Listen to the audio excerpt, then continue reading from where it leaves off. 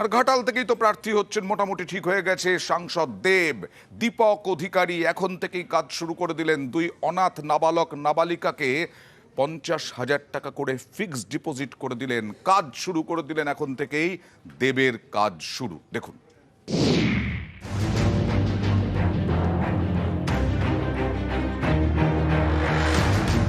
ঘাটালে তৃণমূল সাংসদ দেব এলাকার দুই অনাথ পড়ুয়ার পাশে দাঁড়ালেন।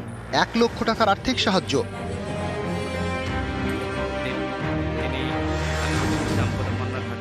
পশ্চিম মেদিনীপুরের ঘাটালের রবিদাসপুর। 2017 সালে এই গ্রামে আত্মঘাতী হন এক দম্পতি। তাদের এক ছেলে এবং মেয়ে তখন খুবই ছোট। তারা ঠাকুমার কাছে বড় হতে থাকে। এখন একজনের ক্লাস 4, আরেকজন ক্লাস 7-এর পড়ুয়া। কিন্তু ঠাকুমা টানতে পারছেন না। কোনো রকমে চেয়ে চিনতে সংসার চলে। সোশ্যাল সাইটের মাধ্যমে এই খবরই পৌঁছয় ঘাটালের সাংসদ দেবের কানে।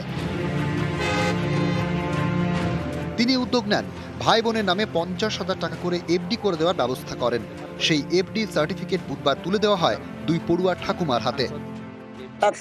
পড়াশোনার জন্য আমি আবেদন করছিলাম যে সরকার যেন দিকে লেখাপড়ার জন্য একটু সাহায্য করে, তাই এই যে করেছে আমার খুশি হয়েছে। লাতিলাদিনী এটা নিয়ে যে একটু বড় হতে পারবে, লেখাপড়া শিখে। উনিই বললেন যে আমি কিছু হেল্প করতে চাই, দিয়ে ওনাদের নামে আমরা ফিস্ট করিয়ে দিচ্ছি।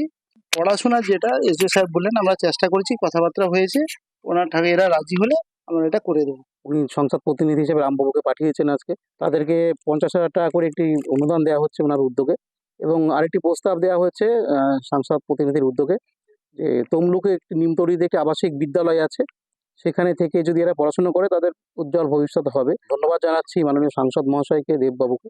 তো খুব ভালো লেগেছে এই উদ্যোগটা আমার।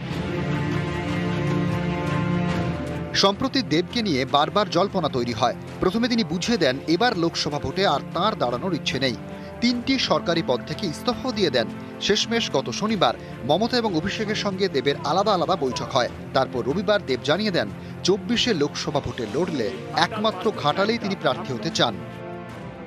আমার কাছে প্রস্তাব আসে কি পশ্চিমবঙ্গে যে কোনো সিট থেকে যদি আমার মনে হয়, আমি একটাই কথা বলেছিলাম দলকে, আমি যদি দাঁড়াই তাহলে আমি ঘাটাল থেকেই দাঁড়াবো। আমি এটাও বলছি না কি আমি জিতবই, জিতি বা হারি, ঘাটাল আমার কাছে সারা জীবন আমার মনের মতো থাকবে। সামনে লোকসভা ভোট, ফের ঘাটালেই দেব। ঘাটালে দেবের কাজ শুরু। পশ্চিম মেদিনীপুর থেকে সুকান্ত চক্রবর্তী, নিউজ 18 বাংলা।